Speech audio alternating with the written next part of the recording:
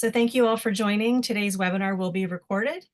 Today's webinar is PFAS, Federal Drinking Water Standards and Opportunities for Nursing Action. It's hosted by the Alliance of Nurses for Healthy Environments Policy and Advocacy Forum. The Policy and Advocacy Forum co-chairs are Atina Smina and Kathy Curtis, and they are on the call today. 1 hour of nursing continuing education is available. Participants must complete the evaluation and post-test for credit. We will share the evaluation and continuing education link near the end of the presentation in the chat. It will also be sent out along with any resources shared by presenters to all those who registered. Please put your questions in the chat, as there will be a question and answer portion after our speakers present. And please also take a moment to introduce yourself, what type of nursing you practice, and where you are Zooming in from today. I'm going to go ahead and get started and introduce our speakers. We have with us today Dr. Katie Pelch. She is a PhD scientist on the Toxics team in environmental health at Natural Resources Defense Council, where she primarily works to reduce our exposure to PFAS and microplastics. Katie's blogs and policy analysis can be found on her NRDC expert page. And Katie is co-founder and co-developer of the PFAS Tox database, which is an online database with over 1,000 studies investigating the health and toxicology of various PFAS chemicals. Sarah Woodbury is Vice President of Policy and Advocacy for Defend Our Health. In her advocacy and coalition work, she works closely with legislators, coalition partners, and supporters to advance Defend's mission and fighting for safe products, food and drinking water, and sustainable green jobs. Sarah brings with her over 15 years of experience in the advocacy and communication realms. Sarah has an MA in Applied Politics from American University and a BS in Political Science from Portland State University. She also holds a certificate from American University's Public Affairs and Advocacy Institute, as well as their Women and Public Policy Institute. Sophia Longsworth proudly hails from Grenada, the Isle of Spice in the West Indies. She graduated with her Master of Public Health from St. George's University of Grenada and Master of Science in Natural Resource and Environmental Management from the University of the West Indies in Barbados. In 2013, she moved to New York and became an environmental justice and climate change activist. Sophia works on toxics policies that address PFAS and lead. Sophia co-leads the National Cumulative Impacts and Mandatory Emissions Reductions team at Coming Clean and is active in the PFAS work groups for safer states. She's also an adjunct lecturer of the environmental science at Hostos Community College in the Bronx. And our last speaker is Ivana Stark, who became the Minnesota State Director of Clean Water Action Minnesota in November of 2022, having worked in politics for almost 2 decades. A former legislative staffer, she has worked with dozens of candidates in Minnesota. With Ivana's leadership, Minnesota became the first state to pass the most comprehensive PFAS ban in the world, known as Amara's Law. Her work to bring industries, agencies, lawmakers, and advocates together has set an example for states across the country to pass similar legislation. Ivana received her bachelor's degree in political science and history from the University of Minnesota, Twin Cities, and her master's degree in political management and advocacy from the George Washington University in Washington, D.C. We have a packed hour, so I'm going to go ahead and turn it over to Dr. Katie Pelch to get us started. Hi, thanks, Sarah. Let me get my screen shared here. Are you seeing my slides? Nope. There we go. Got it? Okay, perfect. Well, thank you, Sarah. Thank you to everyone. It's great to be here with you today. I'm going to start off with a brief introduction to PFAS before moving into a broader discussion on the federal drinking water standards. There we go. PFAS are a large class of synthetic man-made chemicals. They're characterized by the presence of a fully fluorinated carbon atom. And it's these carbon-fluorine bonds that are the strongest single bonds in organic chemistry that has really given PFAS their concerning hazard characteristic of persistence. And because of their unique characteristics, PFAS are used in a wide variety of consumer and industrial products. They really had their start in the Manhattan Project in the 1940s, but their use in consumer goods really took off in the 1960s because they provide useful properties like water and oil repellency, non-stick properties, durability. And 2 of the most well-known examples of PFAS include PFOA, which was used in the production of Teflon, and PFOS, which was used in the production of Scotch Guard. And since this time, the use and production of PFAS has grown immensely. EPA now catalogs over 14,000 unique structures of PFAS in their CompTox database, and some estimates include or indicate that there could be up to 7 million unique PFAS potentially possible in the world. Their use has also ballooned, with now over 200 unique use categories being cataloged. And their uses include everything from cosmetics, cleaning products, electronics, food packaging, firefighting foam, plastics, refrigerants, and even pharmaceuticals and medical devices. So why are we concerned about PFAS? It's really because they share as a class these really concerning hazard characteristics that make PFAS a public health perfect storm. PFAS are persistent, and they have earned the nickname in popular media of being called forever chemicals. And this is because some of the PFAS can last in our environment for thousands of years. PFAS are also mobile, and once they're released from their point of use or point of release, their contamination can spread quickly and it can be hard to contain. PFAS are also accumulative, both in the environment and in our bodies. Those two really well-known PFAS that I mentioned on the first slide, PFOA and PFAS, have half-lives in humans on the order of 2 to 8 years. So even if we could immediately stop all of our exposure to these chemicals today, these chemicals will stick with us in our bodies for many years. And PFAS are hazardous. All of the PFAS that have been well studied to date have been linked with a wide array of health harms. And EPA recently declared that there was no safe level of exposure to those two well-studied PFAS, PFOA and PFAS. And because of their unchecked widespread use over decades and their persistence and mobility, PFAS are found throughout our entire environment. There are multiple ways in which PFAS end up in our food and our water and our air, all of which result in human exposure. And this is just added to our burden of direct exposure that occurs from our use of consumer products that contain PFAS. PFAS contamination is widespread across the US. And this is a map from a study that identified over 57,000 potential contamination sites in the US. And these were sites that were identified because they were near military sites, major airports, wastewater treatment plants, and industrial facilities. In fact, EPA estimates that as many as 105 million people in the US get their drinking water from public water systems that are contaminated by just 6 of the PFAS chemicals from the class. So this estimate doesn't include the numerous other PFAS that we know to be present in some drinking water, nor the 43 million people who get their drinking water from private wells. And of course, beyond water, PFAS contamination of our bodies is also widespread.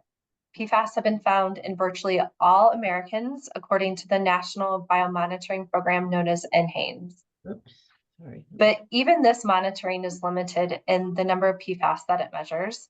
And alternative methods for detecting PFAS in blood show that there are unidentified PFAS that are in blood samples. And this suggests that people are being exposed to new and as of yet unidentified PFAS. So what does all of this mean for our health? Much of what we know about the health effects of PFAS exposure is based on what we know about the two most well-studied PFAS, PFOA and PFAS. And this cartoon here highlights that these chemicals really are systemic toxicants. They disrupt everything from growth and development to immune system function, hormone system functioning, our cholesterol levels. They can cause liver damage, and they've also been linked with kidney and testicular cancer.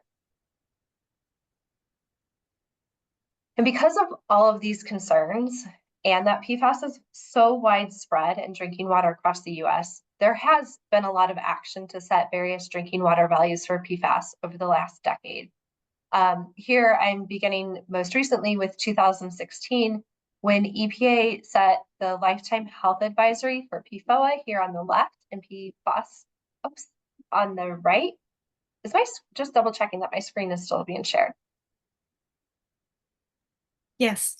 Okay, sorry. Usually there's a light up around it. Okay. So EPA in 2016 set lifetime health advisories for PFOA and PFAS at 70 parts per trillion.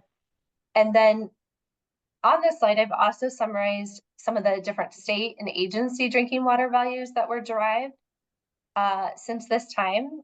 And what I hope you can see is that over time, the limits for these two chemicals in drinking water really dropped, especially as state agencies moved to conducting their own risk assessments for the chemicals rather than adopting EPA's 2016 lifetime health advisory like Maine and Alaska had done. Importantly, though, these were not all enforceable limits. They were calculated values, and some of them on this graph are notification levels, others are public health goals, and only a few of them were enforceable drinking water limits. But all of that action has led us to where we are today and to EPA's announcement earlier this year when EPA announced that it would restrict the levels of 6 PFAS in drinking water. And so here again, I've just added the limits for PFOA on the left and PFAS here on the right. And again, importantly, EPA concluded that there were no safe levels for exposure to PFOA and PFAS. So they set the maximum contaminant level goal, or MCLG, at 0 for these chemicals. But then they set the enforceable limit for each of these chemicals at 4 parts per trillion. So that's the MCL, or maximum contaminant level. And that's based on treatment feasibility and cost. So let's take a look at the rest of the regulations that EPA set.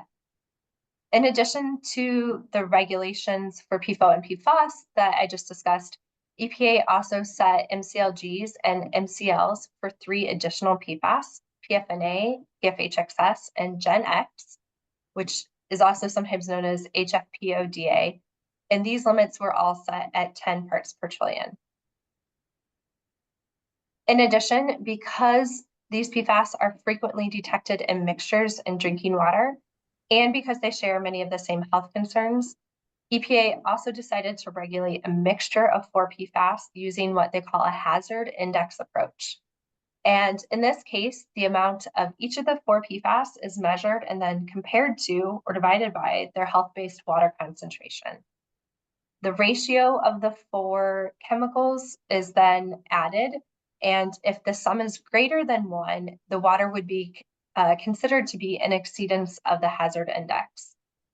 So the health-based water concentrations then for PFNA, PFHXS, and Gen X was set at 10 parts per trillion, which was the same as their MCL. And the health-based water concentration for PFBS was set at 2,000 parts per trillion. And this announcement to regulate these 6 PFAS was very exciting. It was the first time that EPA initiated a final rule on unregulated contaminants in 28 years. And it will mean that communities across the US, regardless of if they were in states that had MCLs or not, will have access to clean, safe drinking water. Under this new regulation, water providers will have 3 years to complete their initial monitoring. And in this case, they will have to measure PFAS levels at all entry points to the distribution system. And that monitoring will occur every quarter or twice a year, depending on the system size and the source of the water, it's groundwater or surface water. And then if treatment is needed, they will have an additional 2 years to take action to come into compliance. And this can look different for different water providers. In some cases, they might just shut off a contaminated well, or they might decide to blend the water with contaminated water being blended with clean water, or they may elect to install a treatment technology, which is generally granular activated carbon or ion exchange or reverse osmosis membranes. EPA did not specify a treatment, just that the water needs to meet the required limit. And we can take a quick look at what these main treatment technology options are. And those are listed across the top of this chart here. The good news is that if water providers need to and elect to install treatment to come into compliance with these PFAS MCLs, there will be many other benefits as well, including the removal of PFAS beyond the 6 that are being regulated, as well as other contaminants, things like disinfection byproducts, pesticides, heavy metals, pharmaceuticals. All of these will also be removed with these different treatment technologies. And I will note on this slide that it looks very exciting that reverse osmosis can, achieve the cleanest water, but it also is potentially the most expensive and requires the most water in order to create clean water. A downside, of course, is that installing the needed water treatment will be costly. EPA estimated it will cost $1.5 billion annually to monitor, communicate with customers, and install treatment and maintain that treatment technology. At the same time, EPA also estimated there will be a net benefit of $1.5 billion in healthcare cost savings through the prevention of additional cancers, heart attacks and strokes, and deaths due to low birth weight. And it's important to note, though, that the healthcare cost savings or benefit is actually thought to be greater than this 1.5 billion because EPA didn't quantify healthcare cost savings from prevention of other PFAS associated health effects, things like preventing other infections, thyroid disease, liver disease, or infertility. It also didn't quantify the healthcare cost savings from preventing health effects that are associated with all those other contaminants that will be cleaned up from the water that I showed you on the previous slide. So even though EPA didn't need to find a net benefit in order to move forward with the final rule, when one considers both the quantified and the unquantified savings, there's a clear economic benefit to enacting this rule to limit these 6 PFAS in drinking water. So if we get down to the nuts and bolts about how this whole program will be carried out, I will say that determining compliance is not exactly straightforward, as you can see by this pretty complicated flowchart that EPA provided. So I'm going to try to walk through it and simplify it just a little bit.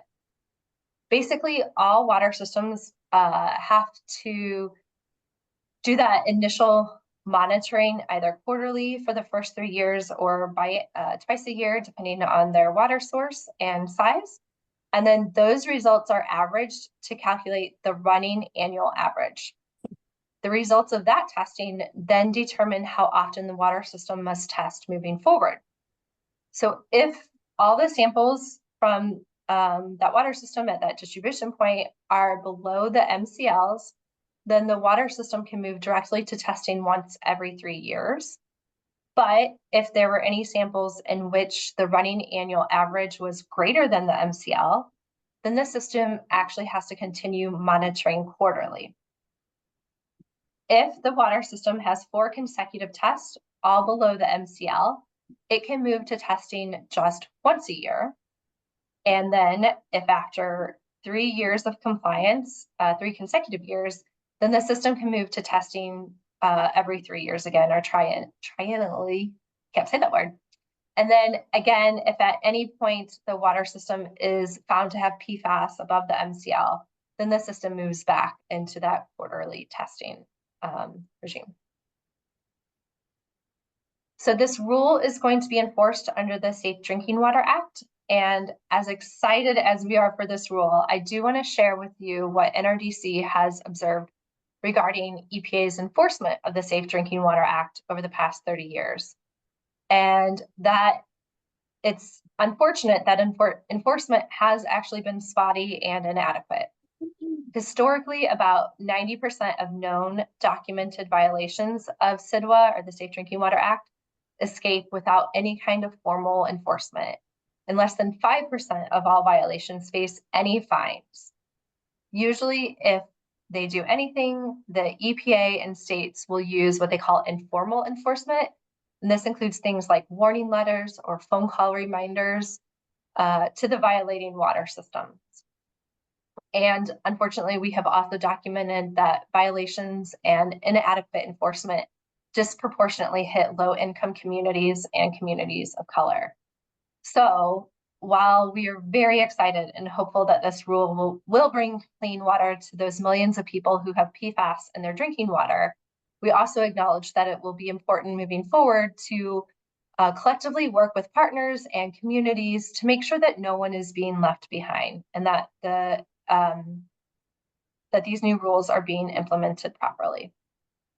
So as I close up today, I just want to make sure that everyone on this call is aware of resources that are available to clinicians regarding PFAS exposure monitoring and health testing. So the national academies were asked by ATSDR to develop clinical guidance for PFAS, and the result was the document shown here on the left that came out in mid-2022. This report provided information to help interpret and translate the blood test levels that individuals were receiving into actionable health monitoring that could be conducted by their practitioners. Annie also released a great PFAS toolkit for clinicians in 2023 that incorporated the information from the NASEM report and importantly provided really useful information to help providers access blood testing for their patients, as well as an exposure assessment questionnaire and resources for plugging into advocacy efforts. I was really excited to learn about this tool. And then more recently, ATSDR updated its guidance for clinicians in 2024, which was a useful update, but unfortunately it doesn't seem to be as helpful directly to clinicians and practitioners as the earlier NASEM document and this toolkit from Annie. So please, on behalf of the impacted community members that I often work with, I really ask that you take advantage of these great resources. I hear from community members of the need and importance to have educated and thoughtful, compassionate conversations with their healthcare providers about how to reduce their PFAS exposure, how to obtain blood testing, and how they can move forward with medical monitoring for health effects that are associated with PFAS. And with that, I will leave you with my contact information. And again, here's how you can reach me, as well as my expert page where you can find different blogs that I have put out on this topic, as well as technical resources, including the very detailed technical and legal comments that we submitted on the draft proposal when it first came out. Thanks. Thank you so much, Dr. Pelch. I'm going to turn it over now to Ivana Stark. All right, you can all see that? Yes. Great. Well, thank you so much for having me. I'm Ivana Stark, the State Director of Clean Water Action, and our goal is to ensure that everyone has clean water that is swimmable, fishable, and most importantly, drinkable. So I'm going to walk you through passing PFAS legislation in Minnesota, what we did, how we did it, and how we worked with healthcare providers. And I also just have to give a big shout out to the other women on this call, particularly Sarah Woodbury, because this is not a state by state process. Katie has answered so many questions. Sarah has held my hand. We are really in this all together. And so I just really wanted to emphasize that while this is what Minnesota did, we did not do it alone. So I'm just very, very grateful. So we're going to talk a lot. You're going to hear Amara's name. I just want to flag that as well. We're going to get to who she was and why she was important towards the end. But first, we have to talk about why Minnesota. Why did we pass this comprehensive bill? 3M developed PFAS in Minnesota in the 1930s, and you can see here this timeline. By 2010, the Attorney General sued 3M for contamination of drinking water, particularly in the East Metro, where dumping had happened between the 1950s and 1970s, and that really came together in 2018 with an $850 million lawsuit that was awarded to the state of Minnesota. And that sounds like a lot of money, but it really isn't. It's just the tip of the iceberg for really what needs to be done. So there is a history in Minnesota with 3M, which was why it was so important that we took swift and decisive action on this legislation. And this is not a situation where one day somebody woke up and realized, oh my goodness, this is toxic. We have to pull it all off of the shelves. They knew since the 1950s that PFAS was dangerous and that it was going to have negative health impacts, and they sold it anyway. And that's the message that we kept repeating. EWG, the Environmental Working Group, has done a really marvelous job of putting on their website all of the documents related to what industry knew, when they knew it, how they knew it. And that was really what we brought to legislators to say, see, They knew the stuff was poison and they were going to sell it to us anyway. So Amara's Law is right now, and I hope that we lose this title because other states take additional action. There's some really exciting stuff happening across the country. So I don't want to be able to say that we're the most comprehensive law in the world for very long, but we have a ban on 11 consumer products: carpets and rugs, cleaning products, cookware, cosmetics, dental floss, fabric treatment, juvenile products, which includes toys, menstrual products, textile furnishings, ski wax, and upholstered furniture. As of January 1st, 2005, PFAS can no longer be in those items to be sold in Minnesota.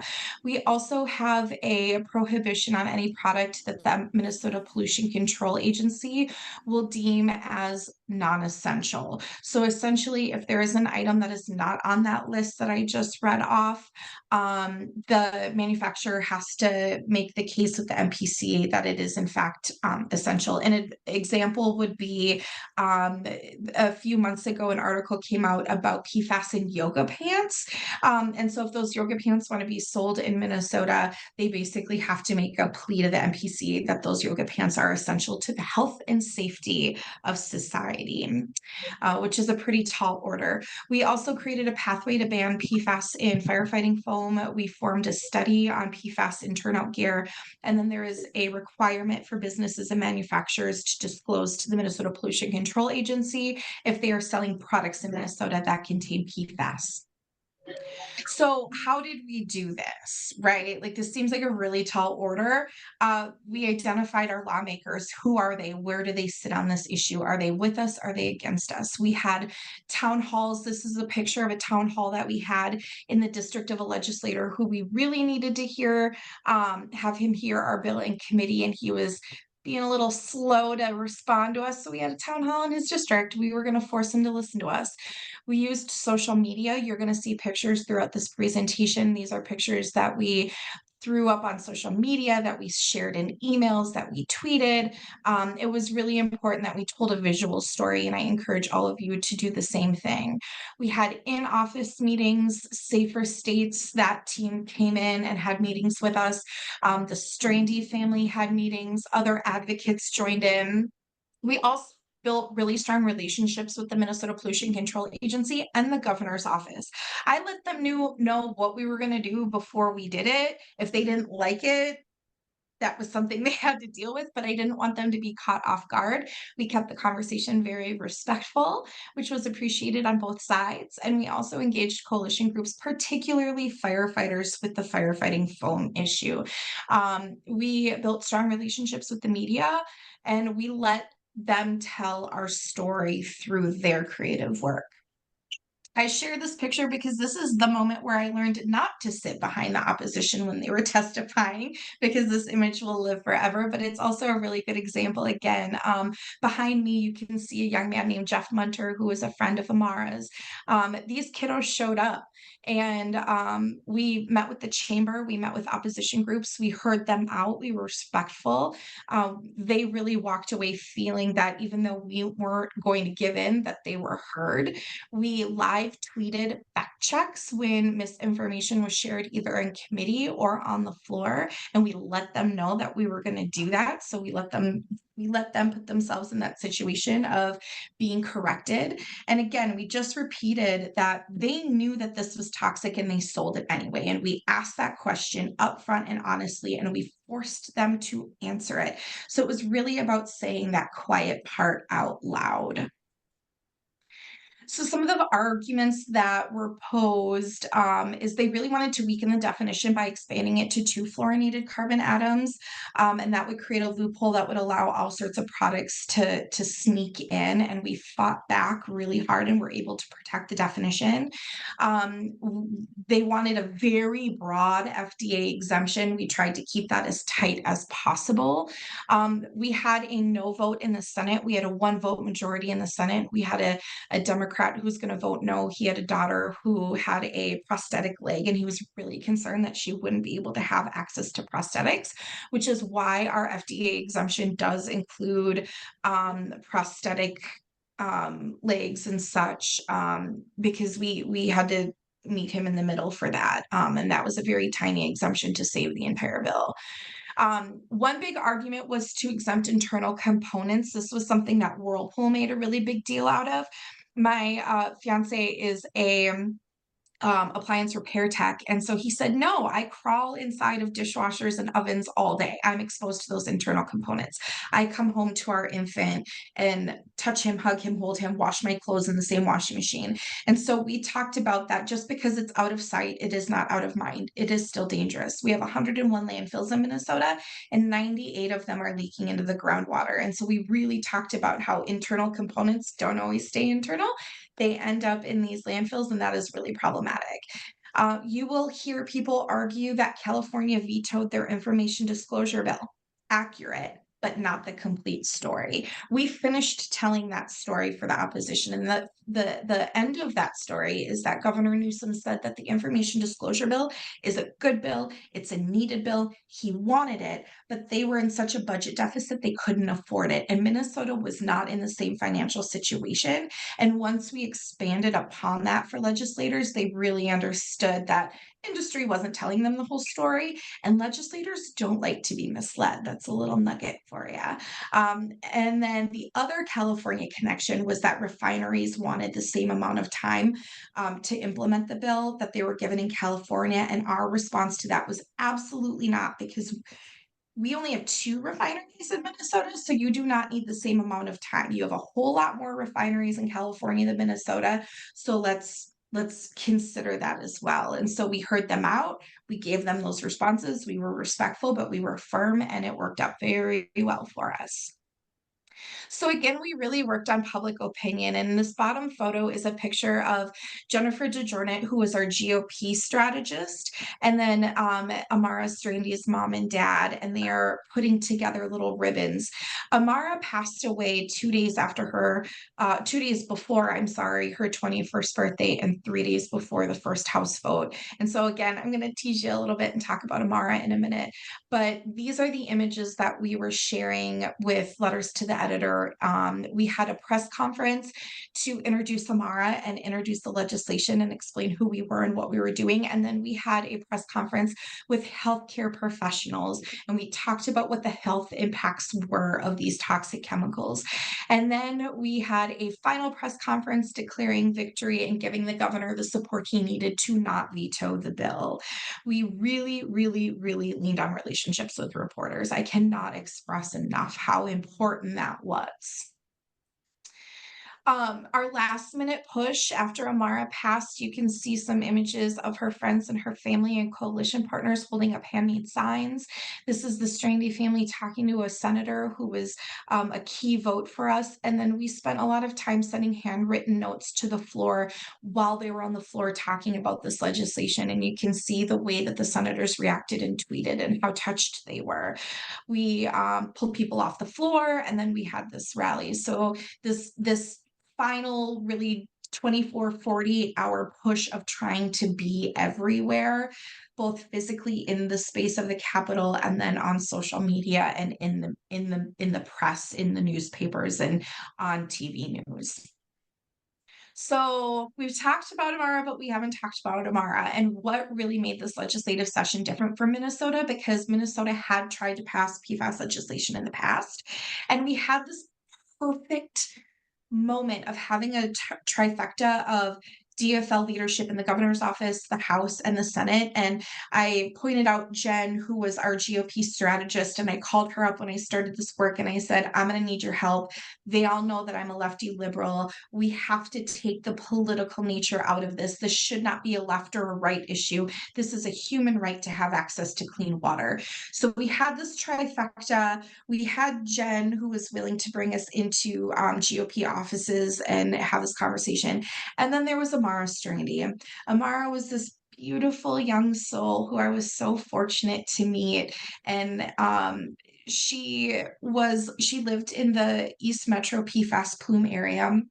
And she was diagnosed when she was 15 with a very rare form of cancer. And she was one of 2 people in Minnesota to have this cancer. And it is a kind of cancer that is linked to PFAS exposure. And when I called up her mother out of the blue and I explained who I was and what I was doing, I have 2 kids and I will never forget this moment. She took a very deep breath and she said, "Well, Amara is at home on hospice. She is going to die, and we want to help you." And the humbling moment and just how honored I am that they took that time to not advocate for themselves, but to advocate for their entire community will never be lost on any of us. Amara showed up and she testified and she was fierce and she was cool and she was stylish and she told her authentic truth and she made them look at her. She made them look at the pain that she was in, and she talked very clearly about the fact that she would never be able to grow up and have a family and that her sister would have to live the rest of her life without her. She was not going to be put into a corner and ignored. And it was that fierceness and that power and that community that showed up for her that made this real difference. People couldn't look away. Suddenly it was their child sitting in front of them and they were watching her spend her last days this way. It was incredibly moving and incredibly powerful. So we also have Derek Lowen right here in the blue. He survived a brain tumor, went to Tartan High School. Ben Lowen survived leukemia. You see a picture of Nora here, just days after she lost her only sibling. These are the kiddos who showed up. This is the community that said not one more. These kiddos graduated and they came back. They thought that it was normal to have cancer clusters. They thought it was normal to know people who were losing parents. They thought that having cancer clubs in high school was a normal thing in the way that children grow up. It wasn't until they went off to college that they realized that this was not okay. And they came back and they said, not one more. And I still am constantly getting texts from them saying, what are we going to do next? We're not done. We want to do more. And so they're still advocating for their community. And so the cost of doing nothing, there's insurance costs, there's time off work. The very first medical bill that they got for Amara, and I want to say that they have given me permission to share all of this information about her, was $900,000 just for the first bill. We helped legislators understand the cost of drilling new wells. Businesses have a cost in money and credibility. When you think of 3M now, you don't think of innovation. You think of people dying of really horrible diseases, and that's a cost to their business. We went into one conservative lawmaker's office and reminded him that they just had to drill a $20 million well because of PFAS contamination, and that's something that his taxpayers were going to have to talk to or pay for rather. So there is a real cost of doing nothing, and we did really drill on that with legislators who were concerned about the budget. Again, I had a Republican lawmaker look at me and say, Ivana, the Republicans were the first and original environmentalists. And I said, you can still be that way. So we, again, worked really, really hard to break down those partisan walls and talk about, if you want to be pro-life, then let's be pro-life and let's talk about PFAS in breast milk. Let's talk about PFAS in cord blood. Let's talk about what happens to children when they're exposed. Let's have honest, vulnerable conversations around the fact that this is going to cost us $14 to $28 billion over 20 years to clean this up out of wastewater. So again, collaboration matters. Please show up. The importance of removing the political nature of this is vital. Sustainability is profitable. Grassroots organizing does work. I know it can be really awkward for my best friend is a nurse practitioner. She's like, I don't want anything to do with politics, Ivana. You have to show up and you have to let your expertise be known. And this era of behind closed doors politics might be over with social media. Thank goodness. Many, many lawmakers would tell our opponents, I'm not talking to you about exemptions or amendments until you go talk to Ivana. We're going to do this in a transparent way. And that was really powerful. I know I went really fast, so please feel free to reach out and contact me, email or phone if you have any questions. And I'm just really grateful to be here and share this story. And I hope that Amara is able to inspire all of you as well. Thank you. Thank you so much, Ivana. And we are going to turn it over now to Sophia Longsworth from Clean and Healthy.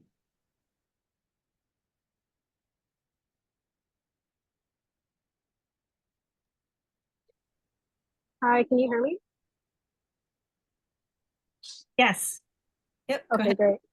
So good afternoon. Thank you so much for having me here today. It's a pleasure to speak alongside this wonderful panel. And Ivana, thank you so much for sharing Amara's story. It's very powerful and very moving. So my name is Sophia Longsworth. I am the Toxics Policy Director at Clean and Healthy. We are an environmental health advocacy organization based in Albany in New York State.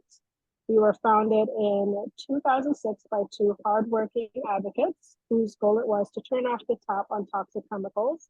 And there are so many toxic chemicals that we have worked on, but of course, today I'll be speaking to you about PFAS, which are per and polyfluoroalkyl substances.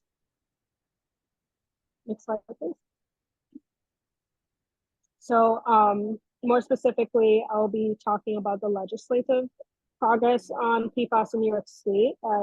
As it happens, today is the last official day of New York's legislative session, which means it is the last opportunity that we have to get bills passed that can potentially be signed into law at the end of the year, which is both exciting and nerve-wracking. As Dr. Pausch has said, PFAS chemicals are everywhere. They are ubiquitous in the environment, the products that we use every single day, and unfortunately, our bodies. Here in New York State, PFAS chemicals have been found in groundwater, surface water, wastewater, and sewage sludge. Unfortunately, the environment is not tested for the entire class of PFAS chemicals, but we have been tested for PFOA and PFAS that Dr. Pausch mentioned. These have been found in Orange County, on Long Island, and in Rensselaer County, which is where I am right now in Albany. And these three areas have filed lawsuits against manufacturers of PFAS for the contamination.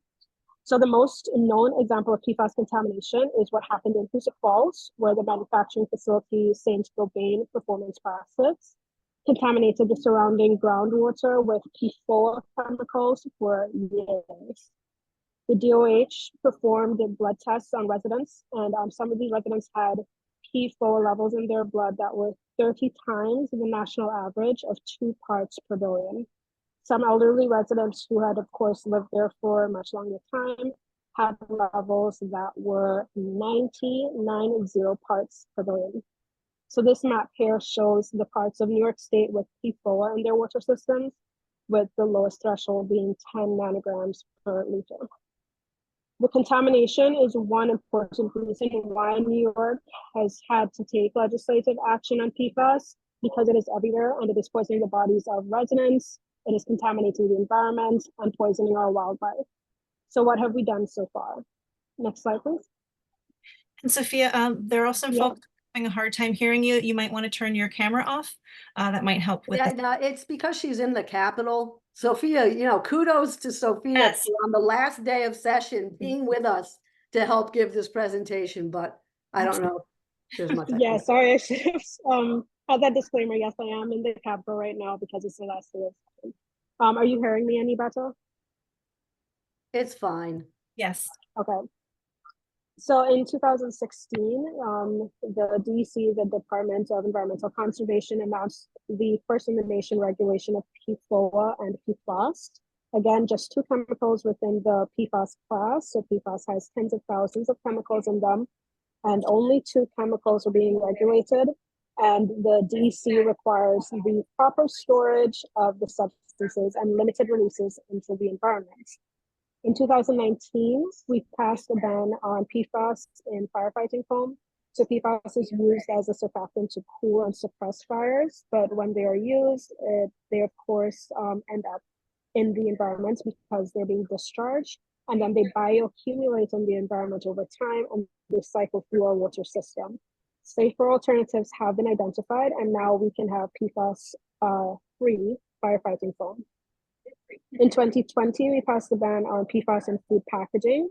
So when you order your fast food, especially greasy foods, the packaging that it comes in contains PFAS for its grease resistance characteristics to prevent any leaking and dripping from the packaging itself, which is great. But it also means that these chemicals are leaching into our food and we are ingesting them.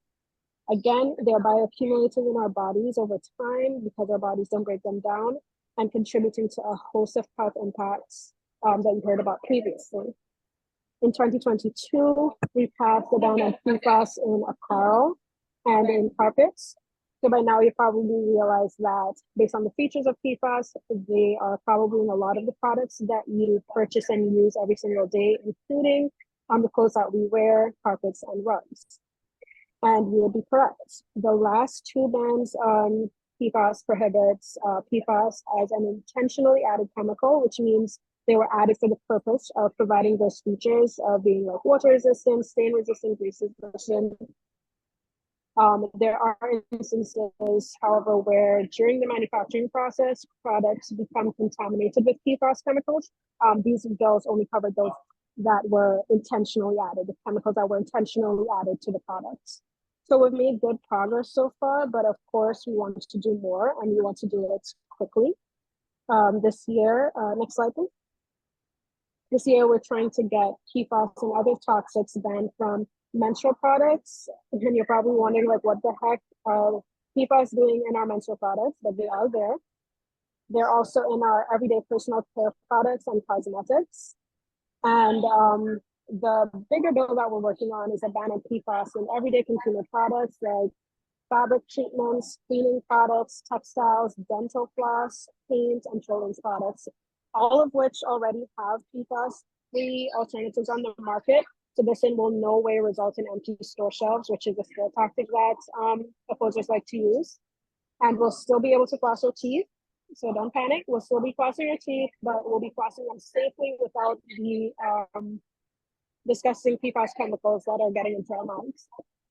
So like I said before, today is the last day of the legislative session where we can get these bills passed to be in the lineup to be signed into law at the end of the year.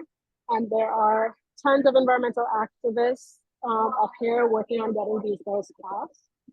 And I know that a lot of what you've heard today so far might seem like heavy and daunting, but the good news is that people are working on the issue. We are getting the word out, and there are things that you can do to make a difference. Next slide, please. And I'm sorry, it's getting really loud in here. So things that you can do, you can start by getting informed and being aware of the problem. So attending this webinar is an excellent step, especially for those who are not as aware of the issue of PFAS to begin with. You can then inform your peers, your family members, and your friends so that they can keep an eye out for products that contain PFAS.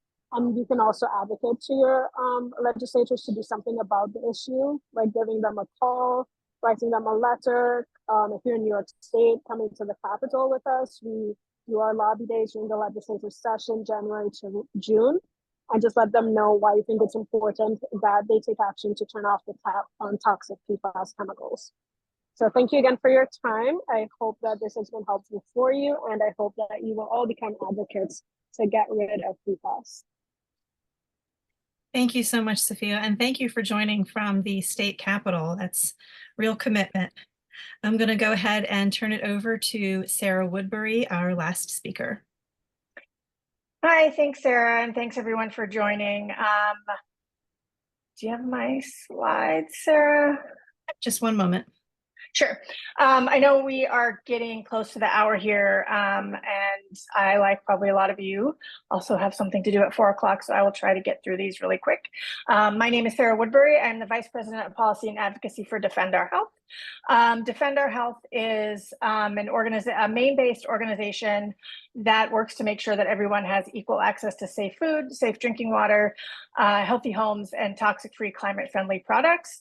And we do that through advocacy, through working with corporations to try to get them to do the right thing, and do it, like I said, doing advocacy and policy work on both the state and federal level. And many thanks to the other colleagues that spoke today. Like Ivana said, we can't do this on our own, and we're all working together to try to protect public health from this dangerous toxic chemical. Next slide, please. Actually, you can skip this one. So what is happening in Maine? So Maine has been kind of ground zero for the PFAS crisis in the past few years. In about 2016-ish, 2017, a farmer named Fred Stone found contamination in his drinking water well that was many times over at what at the time was the federal advisory level. They did some testing of the milk that he was selling to various distributors, found out that that was highly contaminated. He did a bunch of things to try to fix that, including installing filtration systems, trucking in his feed, all of this stuff to try to get the contamination out of his milk and out of his cows, and was unable to do that and had to shut down his farm. Fred owned a 100-year-old dairy farm that had been in his family for generations. And that kind of started the cascade of finding out about the issue of PFAS here in Maine. We knew that if Fred's farm was contaminated, his couldn't possibly be the only one. So Maine kicked into gear. In 2019, Governor Mills, who was newly elected, I'm sorry, I'm getting feedback with somebody's phones not muted.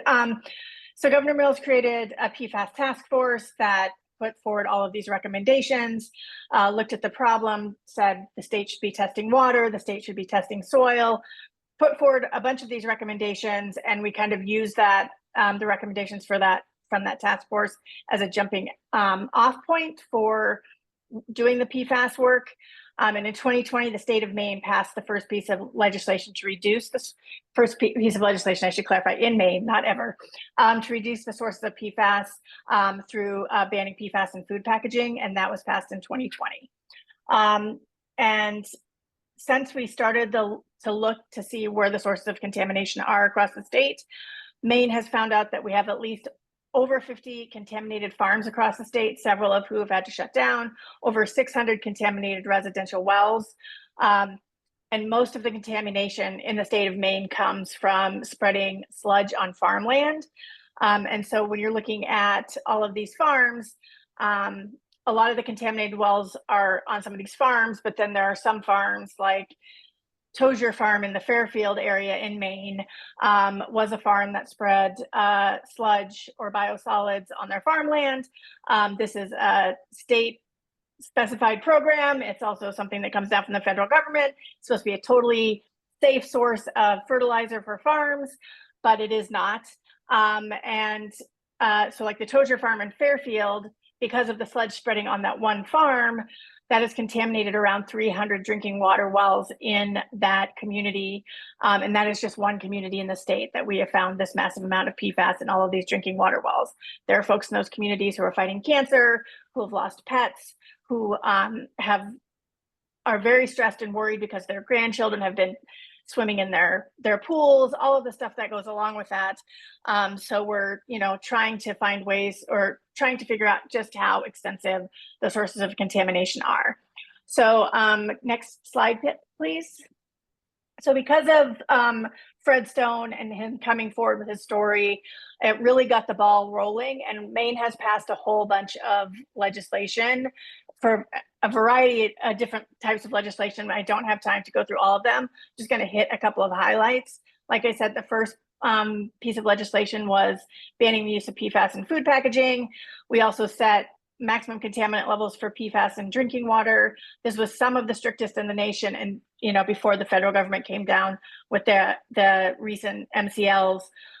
We updated statute of limitations to make it easier for families to go after the polluters for restitution. Next page.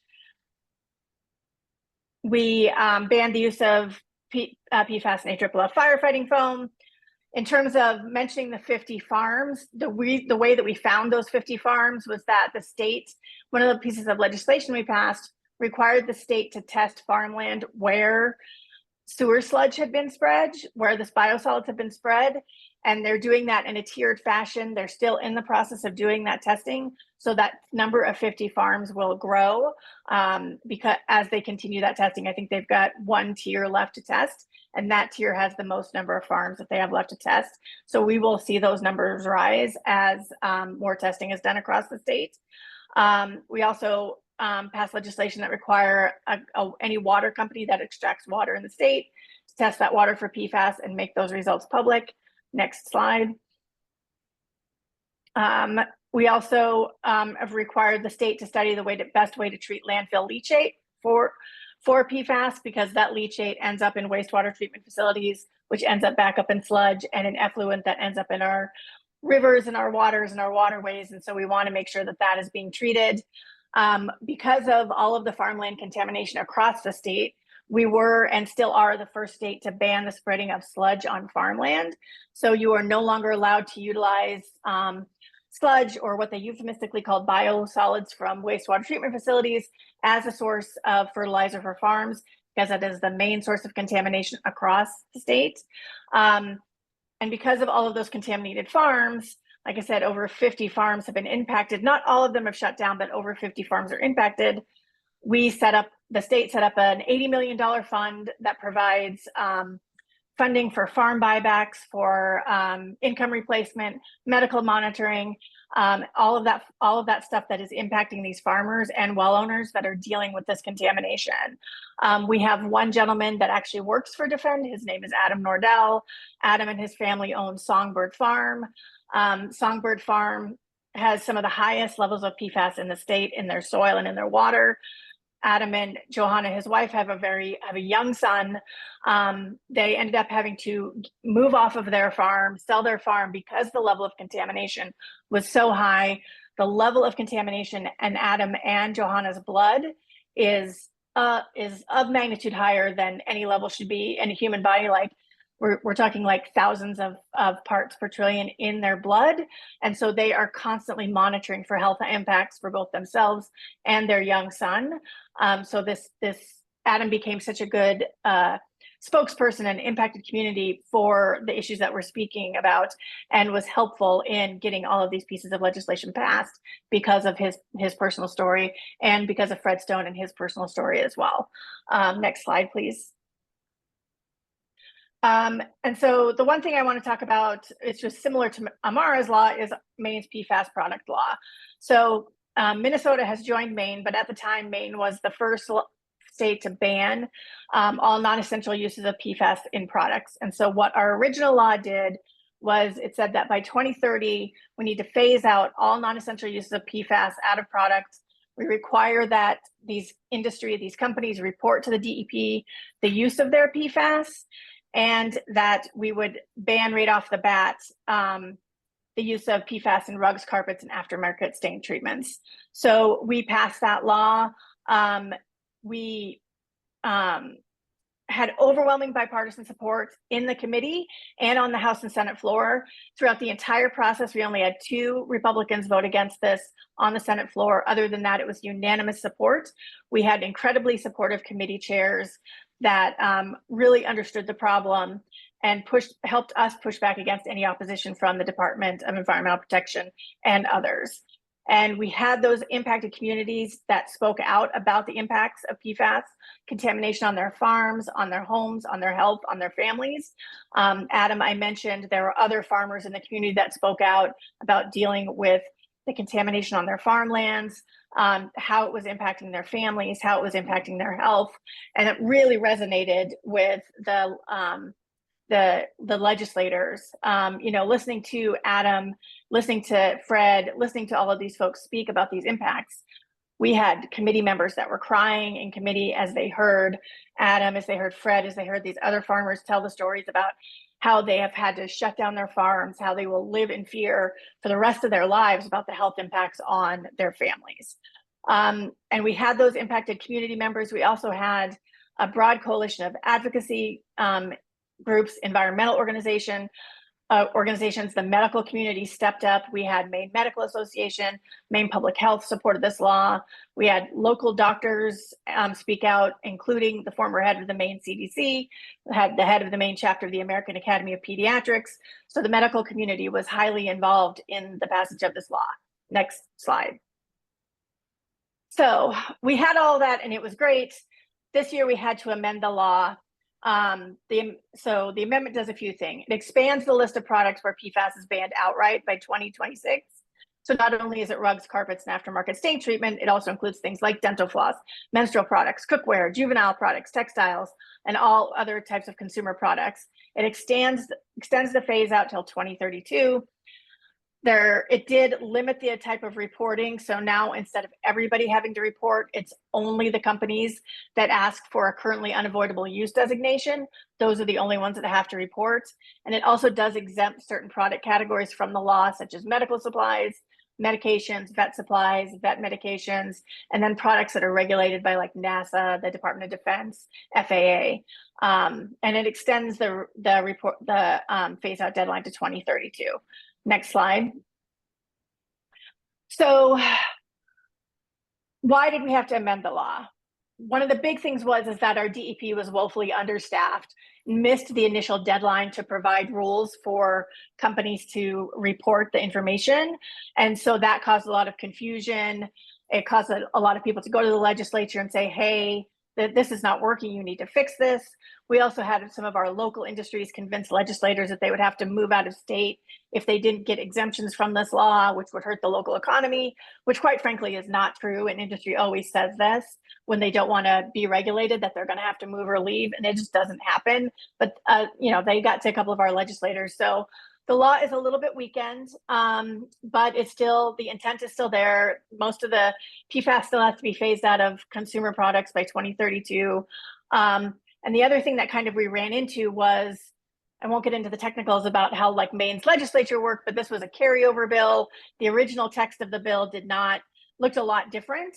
And so by the time the committee got around to working on the bill, we didn't have an opportunity to bring back impacted communities, to bring back, environmental groups, to bring back medical communities to talk about the problem. So they kind of missed that information again and kind of forgot who we were really trying to protect here. And so while the bill is not as strong as it previously was, it still does what we want it to do in terms of phasing out PFAS from consumer-facing products. But that fight gave us some lessons to learn. And I know I'm going way over here. I'm really sorry. So the first thing I would say is that no law is ever completely safe. We passed this law a couple of years ago, ended up having to amend it. And so you always have to be constantly vigilant. And that because industry will always try to weaken any law that regulates their business practices. You need to make sure that your department has resources. It doesn't matter if you pass a great law if the department doesn't have the staff to implement it. So when you're passing laws, make sure that there's funding and staff to implement that law. You need to make sure that the stories of impacted folks are incredibly important. Fred Stone was the first one to speak on this. The committee gave him 45 minutes to tell his story, that it's not normal.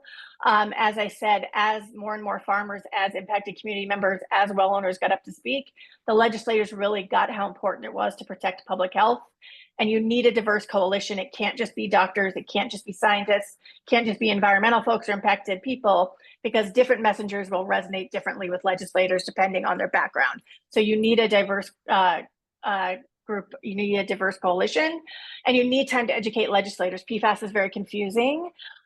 We were really lucky. We had Dr. Leo Trisande come in 2019 and brief the legislators when we first started doing this work, and that helped immensely. We had broad support across the board.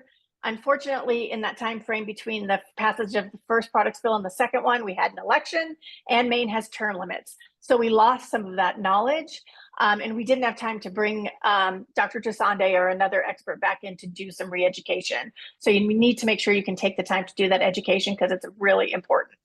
I will say that legislators pay attention to the medical voices. They are generally trusted and are hugely important. We wouldn't have gotten where we were if it hadn't been for folks from Maine Medical, for those doctors, for those nurses coming forward and talking about how important this was to their patients.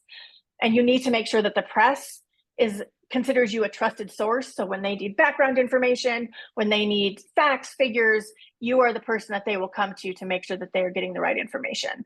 Next slide. And this is my last one. And so I will just say what's next for Maine is that we will have to keep an eye on the current law. There will be continued attempts to weaken it. We need to make sure that we can keep it strong.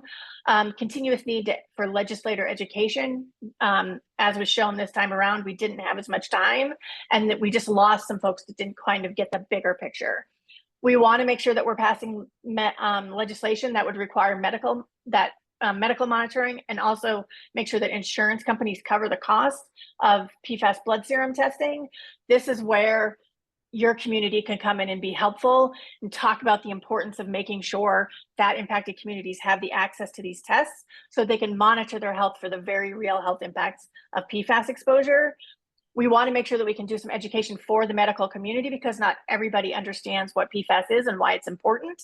And so we want to help put together resources and make sure that the community can get the information it needs to pass that information down to doctors, to nurses, to physicians' assistants, to the folks that are in those communities. And then just continued assistance for impacted communities and resources for those on residential wells. And I will stop there because I know we are out of time. Thank you all so much for joining today and sharing all your expertise. We had some great speakers, and I know you're all very busy and you have other places to be. So we really do appreciate it. We will be taking all the questions that are in the chat, and we will be following up with folks via email. So do keep an eye on your email. We will be also sending out a recording of today and these slides. I will also put the CE link in the chat one more time, but that will also be sent out to you via email. So thank you all for joining. Also, folks, feel welcome to just email us questions that you have as afterthoughts as well, and we'll just wrap them in with the ones we've already gotten. Thanks so much. Thanks.